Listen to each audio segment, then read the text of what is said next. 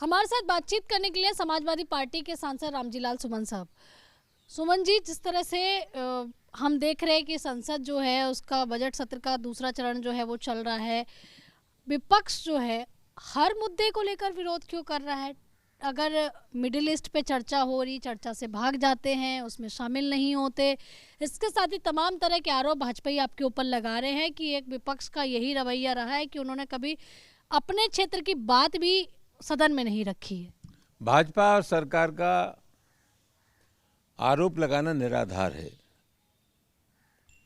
सोमवार को जब संसद का बजट सत्र शुरू हुआ और देश के विदेश मंत्री ने अपना बयान दिया युद्ध के ऊपर, तो उसमें प्रतिपक्ष ने मांग की थी कि बहुत गंभीर मामला है और ये सिर्फ 2 या 3 राष्ट्रों का झगड़ा नहीं है, युद्ध नहीं है, पूरी दुनिया इससे प्रभावित होने वाली है। इसलिए बहुत आवश्यक है कि इस पर चर्चा होनी चाहिए। और आप देख रहे हैं कि आज पूरे देश में तबाही का मंजर है, गैस की किल्लत है, पेट्रोलियम प्रोडक्ट्स की दिक्कत होगी। तो कुल मिलाकर के ये कहना ठीक नहीं है। प्रतिपक्ष चाहता है कि जो जनजीवन से जुड़े हुए मुद्दे हैं उन पर चर्चा हो, और हम ये चाहते हैं कि आज पूरे देश में जो तबाही है, पूरे देश में जो बेचैनी है, परेशानी है, उस पर संसद में चर्चा हो और सरकार उसका हल निकाले। लेकिन सरकार ने तो कहा है ना कि ईंधन की कोई कमी नहीं है, फ्यूल भी पर्याप्त है और जो अगर हम गैस की बात करें तो वो भी पर्याप्त है। तो फिर देश में दिक्कत क्यों हो रही है? ये रेस्टोरेंट बंद हो रहे हैं, लाइन में लोग लगे हुए हैं। सरकार जो कह रही है वो सही नहीं है। ज़मीनी हकीकत क्या है? और मैं समझता हूँ कि सरकार कुल मिलाकर के सत्यता से मुंह चुरा रही है।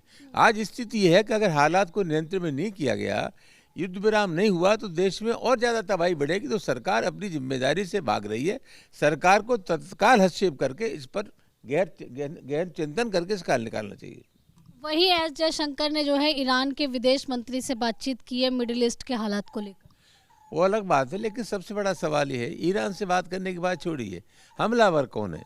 आज पूरे हिंदुस्तान में, पूरी दुनिया में अमेरिका की दादागिरी चल रही है और ट्रंप अपनी शर्तों पर हर देश को चलाना चाहता है। देश के आंतरिक मामलों में हस्तक्षेप करना, किसी भी देश के आंतरिक मामलों में हस्तक्षेप करना, ये बिल्कुल ठीक नहीं है। आज तो ट्रंप निर्देश दे रहा है, हमसे भी कह रहा है कि साहब आप तेल से रूस से फला समय तक तेल खरीद लीजिए। तो कुल मिलाकर के ये जो दादागिरी है पूरी दुनिया की राजनीति में ट्रंप की, ये निश्चित रूप से चिंता का विषय है और इस पर निश्चित रूप से पूरी दुनिया को विचार करना चाहिए।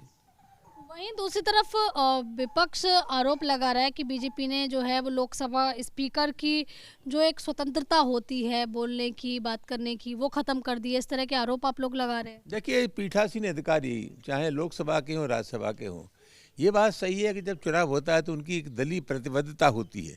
लेकिन पीठासीन अधिकारी बनने के बाद कहीं न कहीं ये संदेश जरूर जाता है कि उनकी जो दलीय इस पर जो प्रतिबद्धता थी वो समाप्त हो गई है और उनके कार्यों में निष्पक्षता दिखाई देनी चाहिए।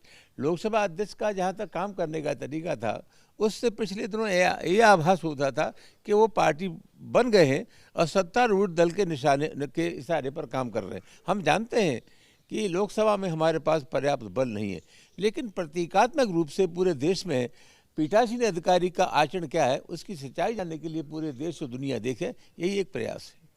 जगदम्बिका पाल जी के पीठासीन होने पर भी सवाल खड़े किए जा रहे हैं, उसका भी विरोध कर रहे हैं। आखिरकार फिर कौन सा पीठासीन चाहिए जो सबके खिलाफ में विरोध हो? पीठासीन कोई नहीं चाहिए। पीठासीन सभापति बनने की एक परंपरा होती है। ओवैसी ने नियम का हवाला देते हुए कल लोकसभा में अपनी बात कही थी। तो कुल मिलाकर के स्थिति है कि जो आज बहस हो रही है और बहस का लबो लबाब ये है कि पीठासीन अधिकारियों का जो आचरण रहा है, एक तरफा आचरण जो बनता जा रहा है, उस पर विराम लगना चाहिए। स्वस्थ संसदीय जनतंत्र ये कहता है कि पीठासीन अधिकारी को न सिर्फ निष्पक्ष, उनकी निष्पक्षता दिखाई भी देनी चाहिए। तो क्या हम ये मान के चले कि आज भी समाजवादी पार्टी कुछ मुद्दों को लेकर या विपक्ष जो है विरोध करता हुआ नजर आएगा? संसद में प्राथमिकताएं तय होती हैं। अभी कल चाहते थे पश्चिम बंगाल के लोग कि एसआईआर पर चर्चा हो और वो चाहते हैं चुनाव आयोग के खिलाफ भी अविश्वास प्रस्ताव आए। तो कुल मिलाकर के हाउस में क्या उठाना है, क्या होना है, ये प्राथमिकताएं सुनिश्चित की जाती है। और मैं समझता हूँ आज जो पूरे देश का जो माहौल है उसमें प्राथमिकताएं सुनिश्चित हैं। और सबसे बड़ा सवाल आज देश में युद्ध से उत्पन्न होने वाले संकट का सवाल है, जिसको बहुत गंभीरता के साथ सरकार को लेना चाहिए। वहीं अगर हम एक आखिरी सवाल है, दिल्ली में जो उत्तम नगर है वहाँ पर होली वाले दिन काफ़ी विवाद हुआ था दो पक्षों में, और ऐसे में एक हिंदू लड़का जो था उसकी जो है मौत हो जाती है, हत्या कर दी जाती है, जिसके बाद से अब वहाँ के जो लोग हैं वो ये कह रहे हैं कि जिस तरह से उत्तर प्रदेश में जो है योगी मॉडल जो है अपनाया जाता है अपराधियों के खिलाफ, उसी तरह की कार्रवाई यहाँ होनी चाहिए। ये तो पागलपन है। मौत चाहे हिंदू की या मुसलमान की, मौत मौत है। और मैं समझता हूँ उसको अपराध की दृष्टि से देखना चाहिए। किसने गुनाह किया है उसके खिलाफ प्रभावी कार्रवाई हो। धार्मिक चश्मे से इसको देखना ठीक नहीं है। धन्यवाद। तो देखिए यहाँ पर आप रामजी लाल सुमन साहब को सुन रहे थे। कैमरा पर्सन आपके साथ, मैं आंचल यादव, न्यूज़ इंडिया, दिल्ली।